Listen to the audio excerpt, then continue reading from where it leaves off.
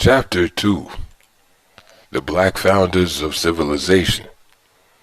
In the preceding chapter, we saw that one of the main factors that is responsible for the differences in cultural expressions is the division of the brain into two hemispheres, each with its own peculiar way of thinking. We were able to go beyond the mere listing of the cultural traits of nations and to catalog them into two fundamental sets based on the traits of each of the hemispheres of the brain, i.e., if it is not shown why, it is of no use to say that the fundamental traits of black cultures are the burial of the dead, especially accompanied by grave offerings, and communication with ancestors, high recognition of women, matrilocal marriages, matriarchal inheritance system, etc., and female divine powers, high degree of social stratification, high degree of stratification of the, quote, celestial hierarchy of powers controlling events on earth, and the involvement of religion in every area of life. We saw how these are all results of a people's mental output dominated by the side of the brain whose strong point is trance.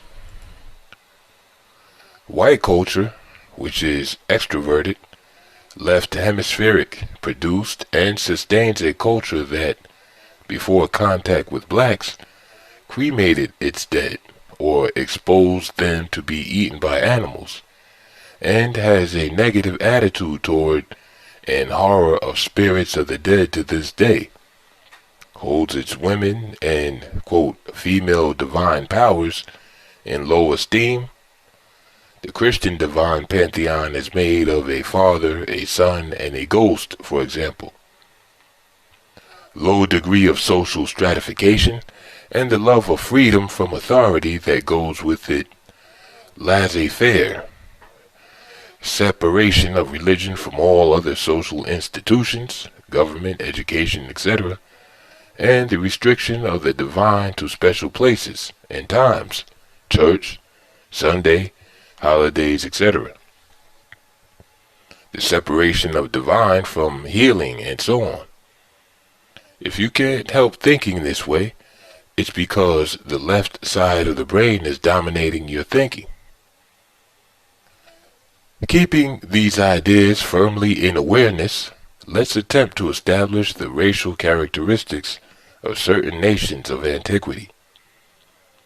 The importance of knowing the racial identity of the nations that were the founders of civilization lies in the fact that, 1.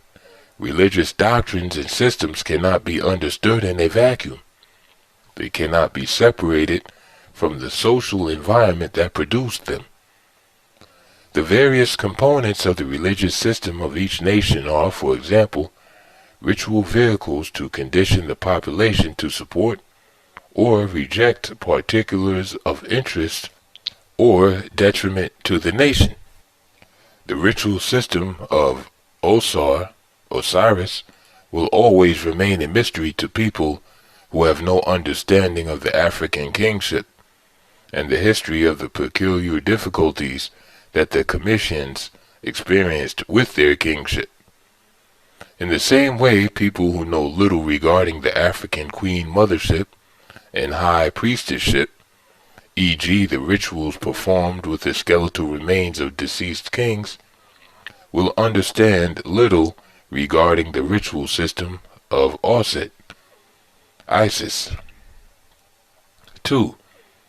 The white nations who became the heirs of these civilizations understood only the external aspects, would appeal to the left side of the brain, and distorted the spiritual, internal right-brained. What passes for the world's major religions are attempts of the left side of the brain to practice what can only be done by the right side. Can you imagine where chemistry would be today if it were in the hands of poets? Right-sided function? each element would no longer be a complex of exact weight and electrical behavior, but gray clouds or wolves, according to the poet's mood. This is what the sons of Eurasia have done to the science of religion. The result is that, with the destruction of the ancient black founders of civilization some 4,000 to 2,000 years ago, the world has been plunged into a spiritual dark age, and is sinking ever into that jaw whose fiery tongue flickers with death. 3. The solution to our problem is the restitution of the science of life that actually gave birth to civilization. The only way that this can be done is by correlating the spiritual doctrines and religious practices of the founding civilizations with those of the black civilizations of today.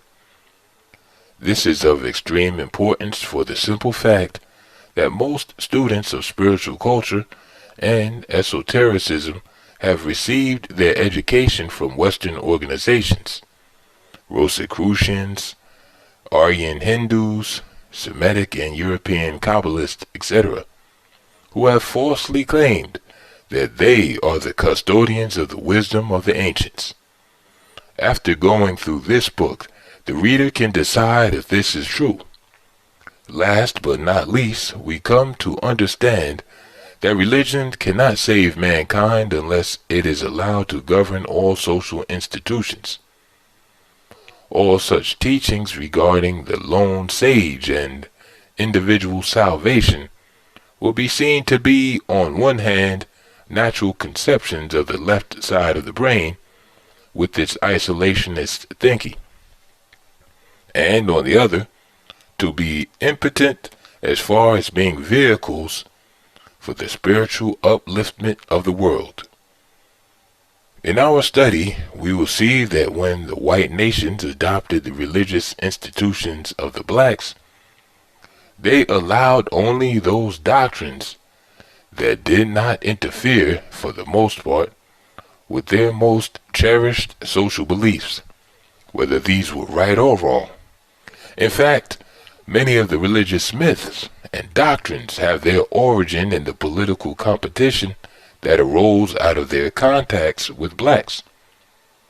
The extreme manner in which women were humiliated made the source of all mankind's suffering.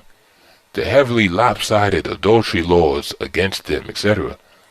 In Semitic Asia 4,000 years ago, for example, was chiefly due to the fact that the occupation of very high positions of the black women of Canaan, Sumer, Phoenicia, etc., was a serious challenge to the patriarchal system of the whites, as it has filled the heads of their women with another view of social possibilities. In those days, the white people of Mesopotamia were under the cultural, if not political, dominion of blacks. Establishing the racial identity of the founders of civilization is a simple matter. Yet the issue needs to be heavily detailed so that there is no room for doubt. Western writers have tried so hard to hide the fact of the blackness of these civilizations that their culture is so distorted and misunderstood, and their descendants, modern-day blacks, have been totally, culturally disenfranchised. The three fundamental races of mankind and the principle of geographic contiguity. If we put the variation and admixtures aside, then we find that the races of mankind are the white, the black, and the yellow, red, oriental, which includes the American Indian. When we trace these people back to late prehistoric and early historic times, we find that each of these people reside in separate geographic locations. The Oriental in the northeasternmost part of Asia and later America, the Eurasian, white, in the northwesternmost part of Asia and northern Europe, and the blacks, occupying from the southern parts of Europe, western and central Asia, and all of Africa. Within each of these three great geographical divisions of the world, we find, in late prehistoric and early historic times, before the great migrations of people, nations speaking related languages with similar racial characteristics and cultural patterns. We could say that the Supreme Being made men with certain differences and put them in different parts of the globe. Western historians have used these concepts to discover the kinship and origin of their people after thousands of years of separation. When it comes to the great black civilizations, it is a different story. Western historians are always postulating an unproven and unprovable geographic origin for them in areas where they have no kin, i.e., they seek the origins of the Sumerians in Eastern Asia, when the people who most closely share their racial and cultural characteristics reside in Africa. They do the same for the ancient Egyptians. The exact locations of the origin of many of the great white nations of antiquity are unknown. Yet, no historian has proposed an origin for them in America or Africa. It is such a natural reflex to search for their origins in the geographic location where all whites have been known to inhabit since prehistoric times. We must take note of the fact that plants and animals of related characteristics have been thus distributed around the earth. Trick number 2 has been to postulate that the precocious development of Comitian, ancient Egyptian culture was either the product of an invading, quote, master white Semitic race, the Shemzu Heru, or the result of the blending of the white and the black races. First of all, it is important to realize that at work is the racist offshoot ideas of Darwinism. To wit, clearly, blacks, a primitive race, could not solely or primarily be responsible for a culture. Period. Rather than pass in deserved silence the allegation that a white race was responsible for Comitian civilization, wholly or in part, let's look at some facts. 1. No facts have ever been given to support the allegation, showing that the concept is born solely from the unwillingness to accept the fact that blacks could have created such a civilization. 2. This alleged master, quote, white race has no other achievement, previous or otherwise. They left no traces of civilization anywhere else. At the time when this alleged dynastic race is supposed to have come to Kemet and placed themselves under the military leadership of the Comitian leader Narmer, Eurasia was still in the Paleolithic stage, hunter-gatherer around 3500 BC, while all of North Africa was in the Neolithic and early agricultural stage, and Kemet had passed into the historical stage. The proposal that they came from Arabia is even worse. At that time, Arabia was mostly inhabited by blacks who were less developed regarding civilization. Thus, we are to believe that a people who achieved nothing at home came and established civilization in an entirely more advanced area, and then vanished, leaving no remains of themselves, no bones, cultural items, likeness of themselves in paintings, sculptures, etc. In reality, the Shemsu Heru, the people who historians have tried to equate with their hypothetical race, are the very blacks that are called Nubians. What can you say of historians who ignore the fact that all the nations in the northeastern section of Africa at that time were far ahead of Eurasia in the technologies that were chiefly responsible for the development of chapt, and who preferred to invent a Eurasian cause for the development of Comitian civilization? An important part of this argument rests on the false theory that racial contact is the chief cause for the advancement of civilization. Let's look at the facts. A.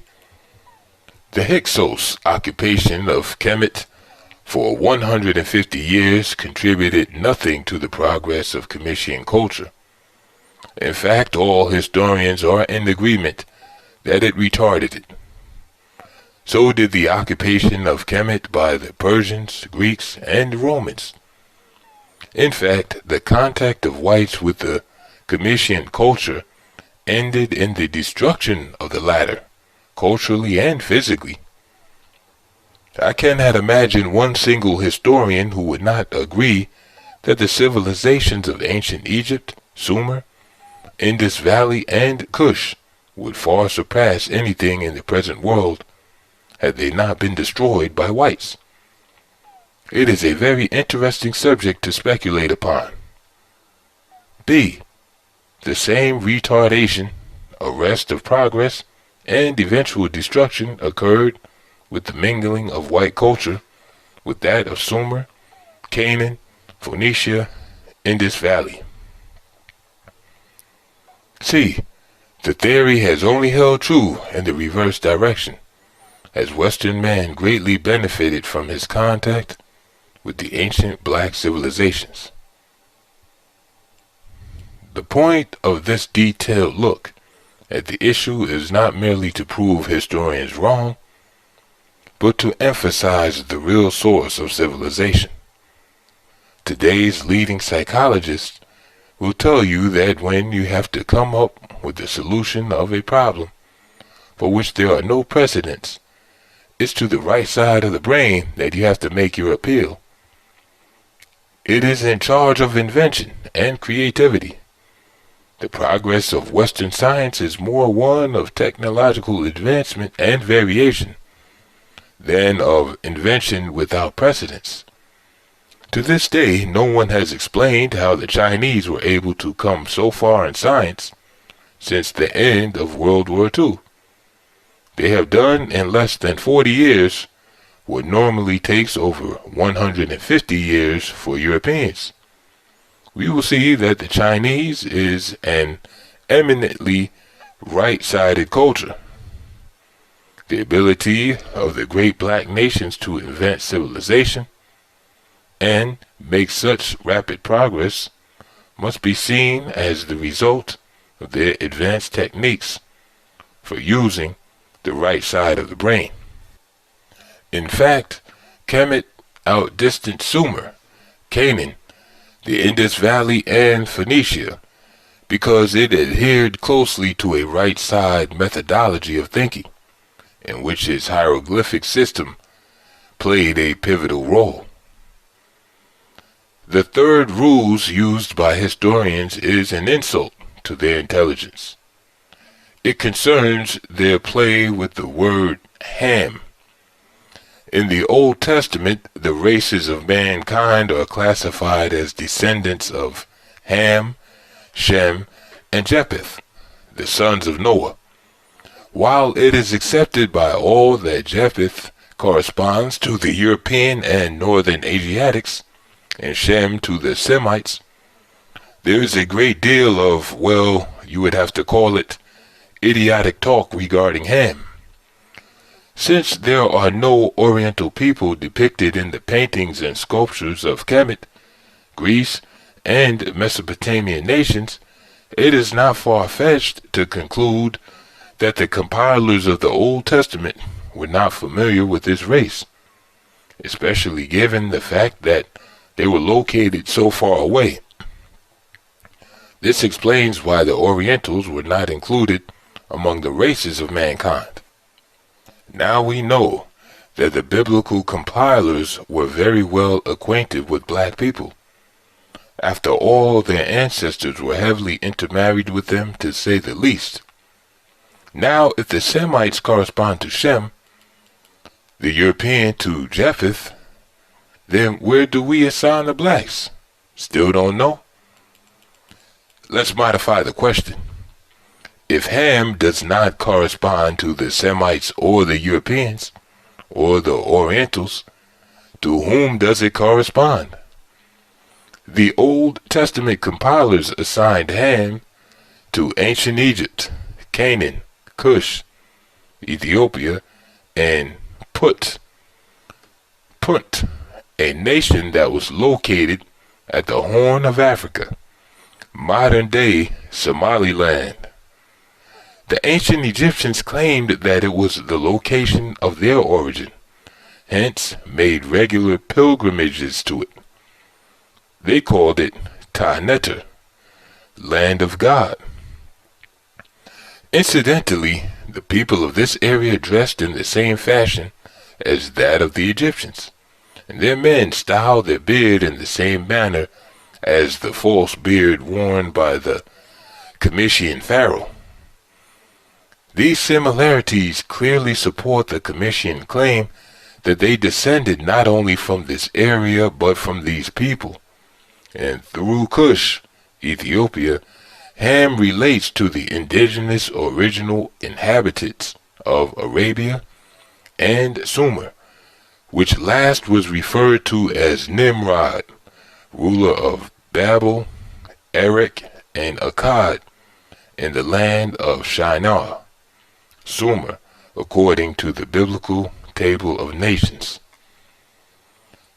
Hebrew scholars claim that the etymology and meaning of the word Ham is uncertain. We will see that this is the case with many of the most important words in the Hebrew language, and why. Now the word is actually pronounced Kam, as it is spelled with the guttural H, Cheth, or Keth. The popular pronunciation with the aspirated H is the product of sloppy scholasticism. It is a loan word from the ancient Egyptian language, where it means black, and the ancient Egyptians called their country Kemet, land of the blacks, and themselves Kamu, black people. This can explain why of all races the black has been referred to since ancient times by the color of their skin. Negroes, from the Latin negro, meaning black. If it were natural to do so, we would find that other people would be referred to in a similar manner. Instead, all other people of antiquity are referred to by the name of their nation. White people call blacks black because the Comitian people started the whole thing by thus calling themselves. Their paintings and sculptures of themselves testify to the fact that they were of the black Negro race, and so are the words of foreign eyewitnesses. Herodotus, the eminent Greek historian who visited Egypt around 450 BC, describes the Comitian people as having, quote, black skins and woolly hair. In Eternal Egypt, Pierre Montet describes the Comitians, ancient Egyptians, as follows, quote, they had clearly defined features, prominent eyes, usually large, almost flat noses, thickish lips, and somewhat low foreheads. Such were without exception the kings of Egypt at the time of the Old Kingdom. Many individuals presented the same features. For instance, Ranifer, who lived during the 5th dynasty, of whom there are 2 statues in the Cairo Museum, end quote. It is interesting to note that Montet fails to sum up these characteristics as black, especially when He has seen the statue of the priest Ranifer, which is indisputably that of a so-called Negro.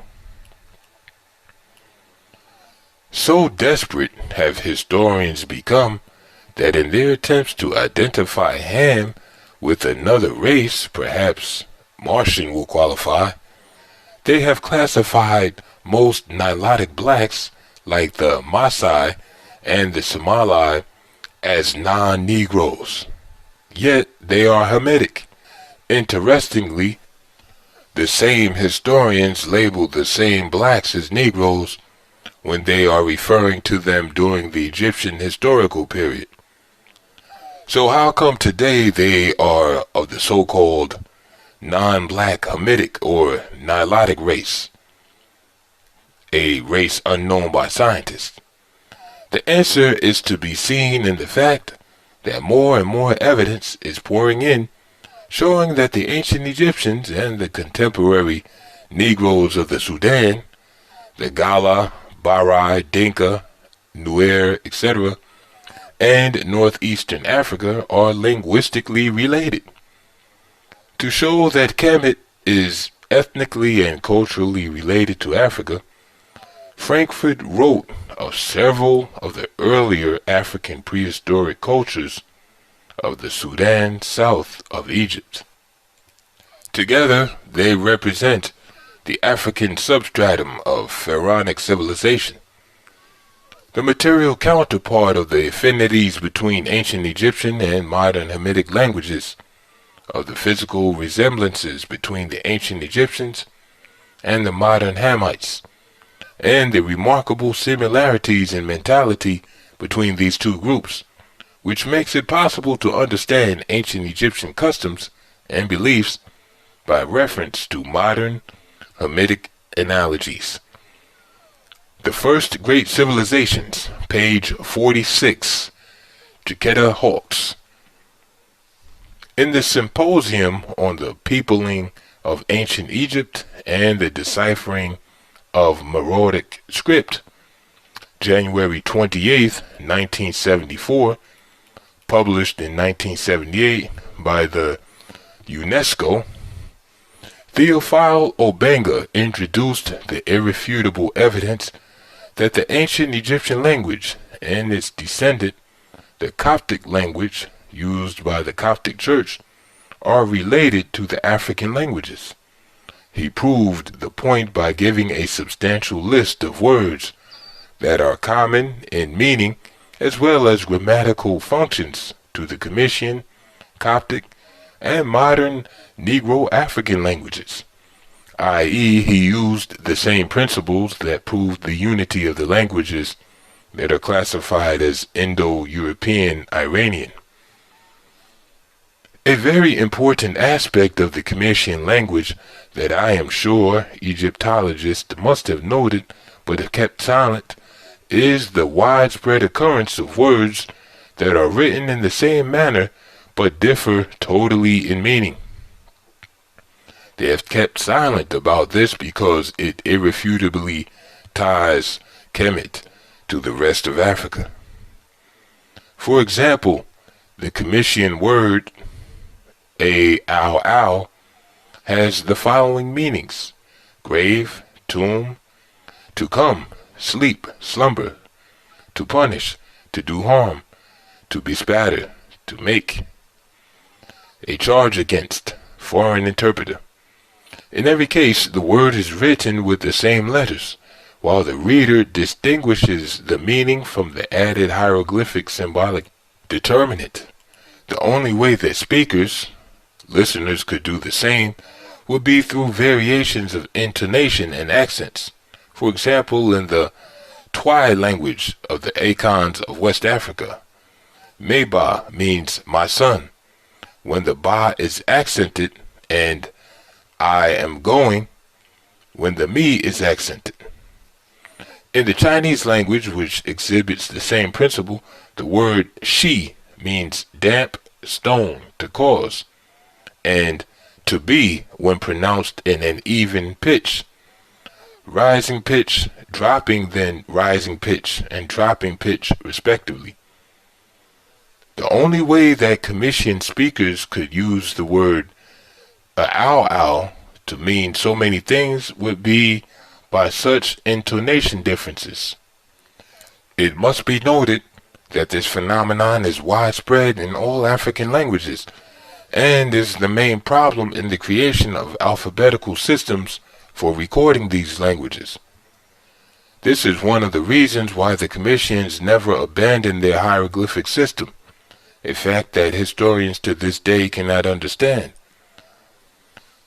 Their chief explanation relies on the racist Darwinist theory of linguistic evolution, which explains hieroglyphic writing as the primitive expressions of man's efforts to write. Incidentally, this linguistic phenomenon is what gives the Oriental and African dictions their characteristic sing-song pattern. Studies on the hemispheres of the brain have shown that this melodic superimposition on speech in relation to meaning is due to the right side of the brain. This ties in with my premise relating the black and oriental races to the right side of the brain. This pattern is virtually foreign to the diction of Western men and poses a great barrier to their learning these languages. Perhaps the real source of the Hamitic problem is to be sought in Canaan. Thus far it seems that historians are getting away with making it a white and Semitic nation. The basic argument is that the Old Testament compilers believed that it was Hamitic because it had extensive economic and cultural dealings with Kemet. Jewish scholars know better. In their later religious text commenting on the OT, we find the following. Quote, others say that Ham himself, unmanned, castrated Noah, who, awakening from his drunken sleep and understanding what had been done to him, cried, now I cannot beget the fourth son whose children I would have ordered to serve you and your brothers. Therefore it must be Canaan, your firstborn, who they enslave. And since you have disabled me from doing ugly things in the blackness of night, Canaan's children shall be born ugly and black. Moreover, because you twisted your head around to see my nakedness, your grandchildren's hair shall be twisted into kinks, and their eyes red. Again, because your lips jested at my misfortune, theirs shall swell, and because you neglected my nakedness, they shall go naked, and their male members shall be shamefully elongated. Men of this race are called Negroes. Their forefather Canaan commanded them to love theft and fornication, to be banded together in hatred of their masters, and never to tell the truth. This quotation was taken from Hebrew Myths by Graves and Patai. It cites the following Jewish religious text as the original sources. B. Sanhedrin 72a-b,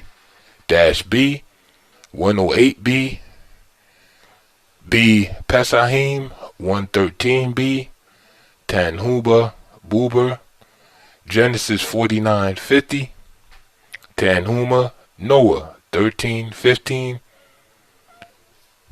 and Rab 341. The above is one of many rabbinical texts created for the purpose of, quote, clearing up difficult biblical passages in order to justify taking the land of Palestine from its original inhabitants, the Canaanites. Genesis states that Canaan shall bear the curse of perpetual slavery to the Semites and Europeans for the, quote, sin committed by his father Ham. Accordingly, Ham committed an injustice against his father Noah by walking into the latter's tent, unknowing of the fact that the latter was drunk and naked. Later, rabbis were uncomfortable with the passage on one hand because it could not justify the rationale for charging Ham with the crime and the punishment, sentencing his descendant to eternal enslavement, cannot stand up to a common sense of justice. On the other hand, they knew that the story was an adaptation of the well-known Middle Eastern mythical theme of the father's castration by his sons. It occurs with the Greeks in the story of Kronos' castration of his father Uranus in order to usurp his power. The Hebrew version is most likely derived from the Hittite myth, derived from the Hurrians, in which the supreme god Anu curses his son and cupbearer Kumarbi because the latter bit off his genitals, who afterwards rejoiced and laughed as Ham was supposed to have done. I trace the version of the story to the Hittites because the Hebrew people originated ethnically from a mixture of Hittites, Amorites, and blacks. Their language and religion is an adaptation of the Canaanite tradition, which is black. That the Jews got their language and religion from the Canaanites and Sumerians through Babylon is well documented by historians. If the preceding is not convincing enough, let's quote the Babylonian Talmud, translated or edited by Rabbi Dr. I. Epstein, Sanhedrin, Volume 2, pages 608 and 609. Quote, "For when the Africans came to plead against the Jews before Alexander of Macedonia, they said, Canaan belongs to us, as it is written, the land of Canaan, with the coast thereof. And Canaan was the ancestors of these people." Here we find a Jewish rabbi dealing with historical records of Babylonian historians who were eyewitnesses to the historical life of Canaan, calling its inhabitants Africans, as the latter called themselves. The event described above occurred around 332 BC, when Alexander took Palestine away from the Jews, who had initially taken it away from the Canaanites. Incidentally, the taking of Palestine from the Canaanites by the Jews is the pivotal theme of the Old Testament, the Hebrews' quest for a land of their own. Because of the Jewish involvement in the history of Canaan, I cite their references as the most authoritative regarding the racial identity of the people of Canaan. This fact must be extended to embrace Phoenicia, which was merely one of the cities of Canaan. It is very important to take note of the fact that racially speaking, the Semitic people originate from the same stock as the European. They were the first of the Eurasians to migrate from the north, around 3000 BC, into Western Asia. There they became politically and culturally subjected to the blacks, Sumerians, Canaanites, Phoenicians, etc., who were far ahead of them in civilization. Having adopted the culture and language of the latter, they practically lost the knowledge of their original tongue and most of their culture, as has happened to blacks in America. The main stock of these people must be traced to the Amorites, Martu, Amu, and Amuru, and Hittites. The Amorites, as known from Commission paintings as the Amu, and other sources, are tall, fair, blue-eyed. Some are blondes and others brown-haired. The Hittites appear in history as an essentially white people slightly mixed with black and oriental, as they are depicted in their own sculptures and Commission paintings. They cannot be told apart from modern-day Persians and Armenians.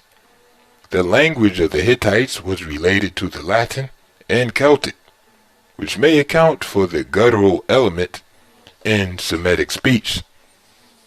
Once these people were assimilated culturally by the blacks of Western Asia, they lost their language, but not their speech articulation pattern, as has happened to blacks in the West Indies and America. For certain, we know that the Hebrews were a mixture of Hittites and Amorites and Canaanites.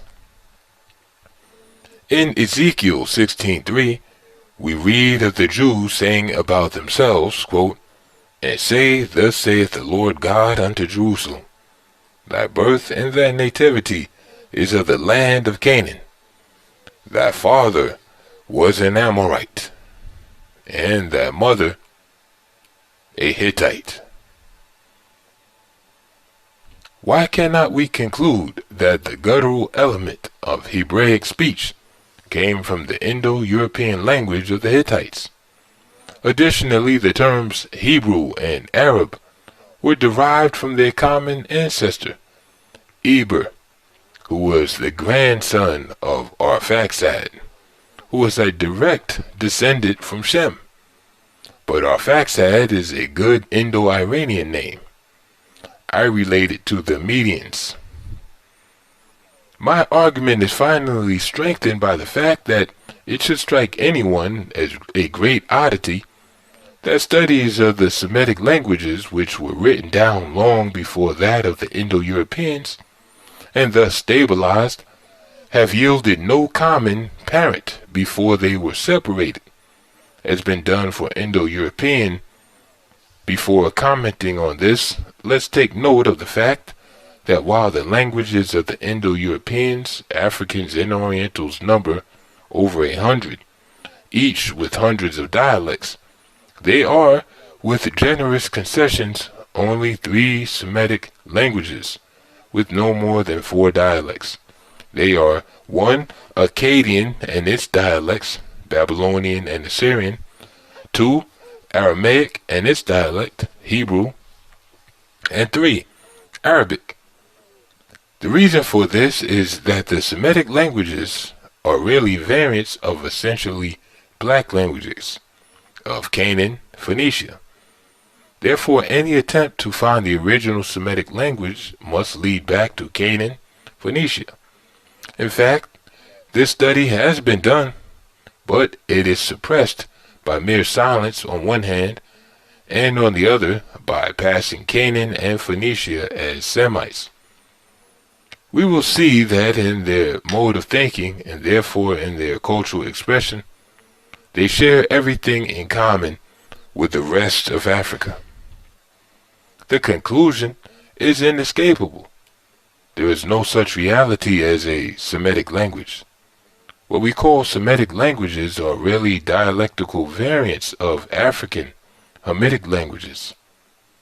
Let's quote a highly regarded Jewish author and professor of sociology at the University of Toronto. Ancient Judaism by Irving M. Zeitlin, Polity Press. On page 19, we read concerning Israel's debt to Canaan. Canaanite influence on ancient Israel. What the Ras Shamra evidence shows beyond doubt is that the Canaanites did, in fact, have an influence upon the culture of Israel. The only question is not whether such an influence existed, but rather its nature and how and when it occurred. Beginning with the biblical literature, it is evidence that they are perfected and polished writings, attesting to the existence of literary traditions going back many centuries. These traditions are neither Mesopotamian nor Egyptian, but Canaanite. Just as the Hebrew language developed from Canaanite, so Hebrew literature built on the Canaanite literary traditions, which had crystallized long before the Israelites had become a people. Israel took over norms and techniques of literary expressions that were established in the most ancient Canaanite dialects. we find, first of all, many words common to both the Ugaritic and the biblical literatures. Rosh, head; Shemayim, heaven; Eretz, earth or land, are just a few examples. And on page 23 we read, many contemporary biblical scholars continue to take for granted that the Israelites borrowed from the Canaanites almost everything essential: language, elements of religion, and knowledge of agriculture. This occurred, scholars believe, as a result of the well-known phenomenon of cultural assimilation, denying the historicity of the book of Joshua, where it related that a large number of Canaanite city-states were destroyed together with their inhabitants. These scholars argued that the Joshua narratives are largely fictional. The Israelites did not conquer Canaan in a series of wars. They rather settled gradually in the sparsely populated hill country, far from the Canaanite centers of power. The above material was quoted to show how Western historians have played down and have sought to conceal the Canaanite origin of Jewish culture. The reason? It is obvious. The Canaanites were black. The book of Joshua is very important because it contains the fulfillment of Yahweh's promise to give to the descendants of Abraham the land of the Canaanites. Yet, excavations conducted at Tel Es Sultan, 1951 to 1957, by the British School of Archaeology totally disproves the historicity of a Jewish conquest of Canaan. The supposed destruction of the walled city of Jericho, leading to the downfall of Canaan, was no more than a creation of priests writing during the exile, about 700 years after the alleged event. The only finding of the dig was a group of walled towns, dating way before the Israelite period. Some even dated back to 6800 BC. Let's examine one of the most desperate attempts to whiten the Hamites. The Coptic language is classified by white historians as Semitic. Now, what is the Coptic language? The word chapt is the Arabic corruption of chapt, of the Greek word Egyptos or Egyptos, from which is derived Egypt. The Coptic language is the very same language of the ancient Egyptians with dialectical modifications that survives today in the liturgies of the Coptic, Ethiopian, Cushite, Abyssinian Christian Church. In fact, it was spoken in Ethiopia for over 1,000 years after the fall of the Comitian Kingdom, until the Islamic invasion drove it out of popular use and into the sanctuary of the church. So, if Coptic is Semitic, then the ancient Egyptians are Semitic. No one will try this, and so are the Ethiopians. In fact, all biblical scholars make extensive use of the Coptic language to clarify the meaning of obscure and archaic so-called Semitic words, as well as to understand the writings of the ancient Egyptians. When we study the people of Canaan and Phoenicia, we find that in their fashion of dressing and picturing their deities, they followed the Comitian pattern so closely that oftentimes you could not tell one from the other. If historians classify the Coptic language as Semitic in full knowledge, that is, the survival of the ancient Comitian language, does this not show duplicity at work? But they had to do it on compulsion of the principle that makes a bad lie be followed with the most idiotic of lies, i.e., after having made the Canaanites and Phoenicians white, they had to make the ancient Egyptian language in its Coptic form Semitic. In all of this, we must not lose sight of the biblical table of nations that tells us that Canaan is descended from Cush, Nubia.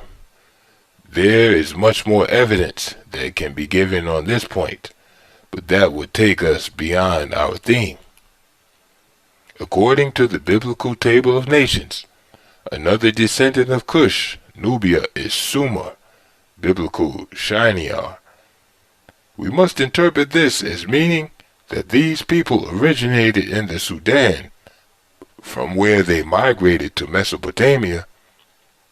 My theory is that these were the authors of the Canaan culture, which appeared between northern Sudan and southern Egypt from 13,000 and 9,000 BC. The remains of these Paleolithic Africans include grinding stones and sickle blades, showing that they were already involved in agricultural operations. This conclusion is supported by findings of wheat-like and barley pollen in the area. I also contend that these same people, having moved out of Nubia due to the desiccation of the southern Sahara, were also the authors of the Merimden culture, 3500 BC in the Egyptian Delta.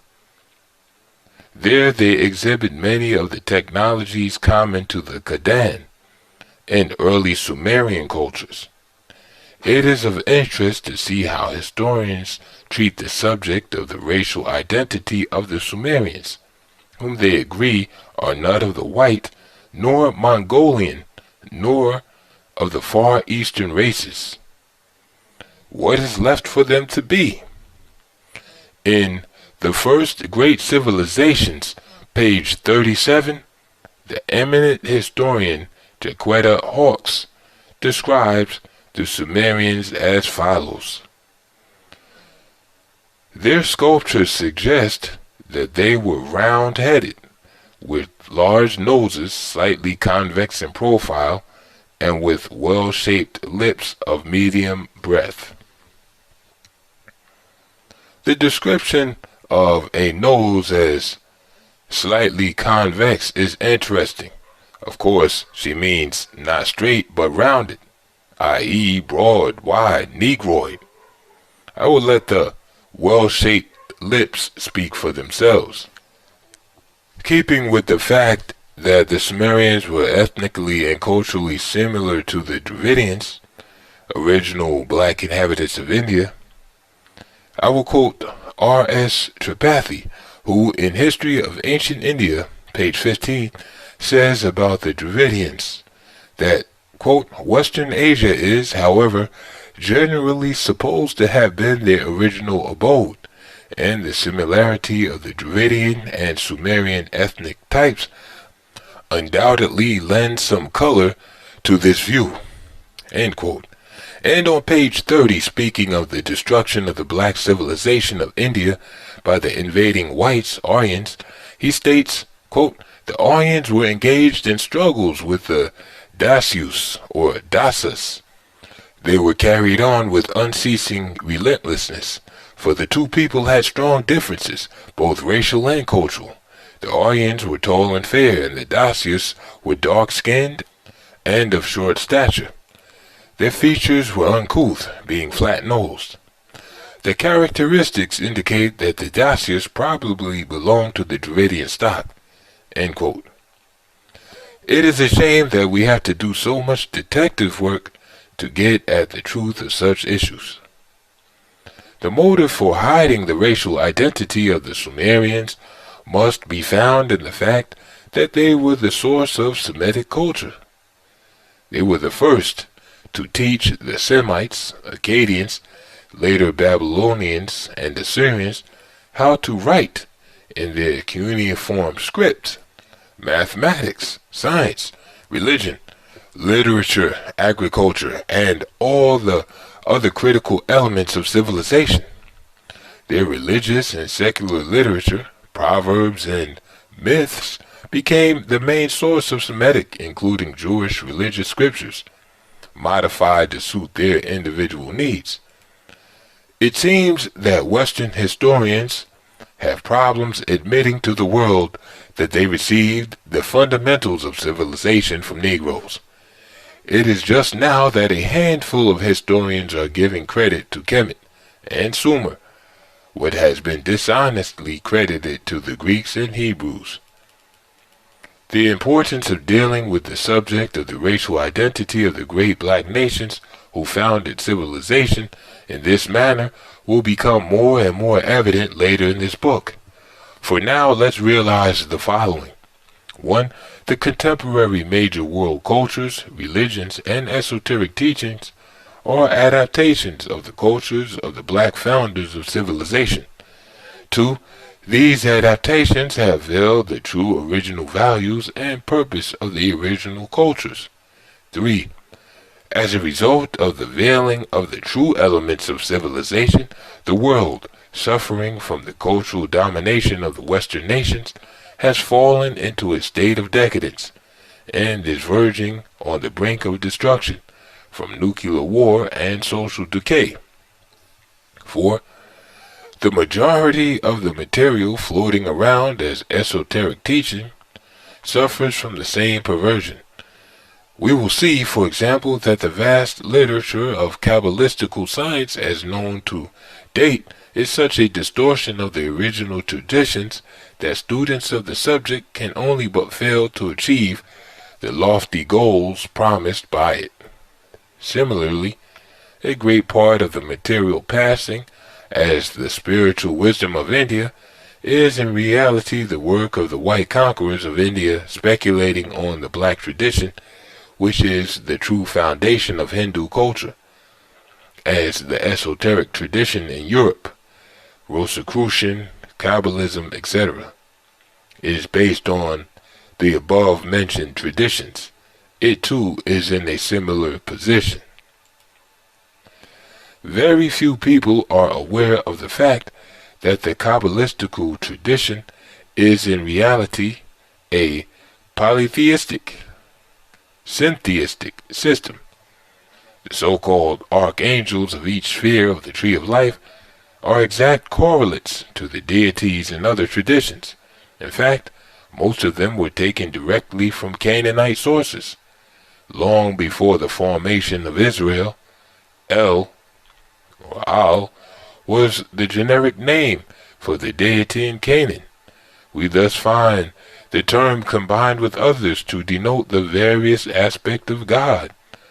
Angel, Archangel, Michael, Raphael, Hanael, Elohim, Israel, etc.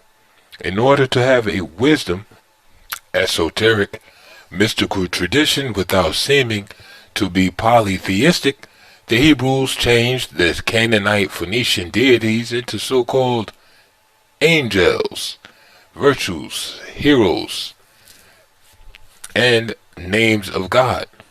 Shaddai, which was a Canaanite deity, appears as the name of God, incorrectly rendered Almighty, at the ninth sphere of the tree of life. Raphael, El Hills, not the true meaning, appears incorrectly as the angel associated to the sixth sphere, and so on. A careful study of the literature of the Kabbalah, the Old and New Testament, will reveal that the angels depicted perform most of the functions of the deities of other so-called polytheistic cultures, like Elegba of the Yorubas, for example. Raphael, the, quote, airy angel, is a mediator between God and the prophets, mediums. John L. Mackenzie states in his Dictionary of the Bible that, quote, the conceptions of the angels in the Gospels does not advance beyond the Old Testament conception, and in some ways is less imaginative. The angel is still primarily a messenger or a member of the heavenly retinue, and there is not always a sharp distinction between the angel as a personal being and as a personification of the divine word or the divine action, end quote. The latter forms the most important part of the statement, personification of the divine word or the divine action. It is of great importance to find a professor of Judeo-Christian divinity referring to the angels as personifications of the divine word. The divine word is, of course, a reference to the hikal, mantras, and words of power that are used in other traditions to invoke the angels or deities. This fact underscores one of the greatest shortcomings of Hebrew Kabbalah. While the Hebrew Kabbalah conceals and downplays the fact that angels are to be invoked to possess the spirit of the mediator, in the African tradition, the angels, deities are openly invoked. They possess the spirit and borrow the bodies of the mediators to heal, counsel, admonish, teach the community, and carry out many other functions. Hebrew Kabbalists, obviously limited by the need to avoid the image of practicing polytheism, which they are indeed practicing, have thus limited and distorted their understanding of Kabbalah, in place of guiding the student of Kabbalah to the mystical experience of the deity, angel itself, in order to comprehend the spheres and principles of the tree of life. They engage the student in a host of intellectual speculations regarding the realities of the metaphysical world. In order to understand the true message of the black founders of civilization, we have to identify the original tradition and separate it from the contemporary hybrid cultures. This can only be done by making correspondences to the cultures of the nations that are the present-day survivors of Kemet, Canaan, Sumer, etc. These are the contemporary African and Black Indian nations. End of Chapter 2.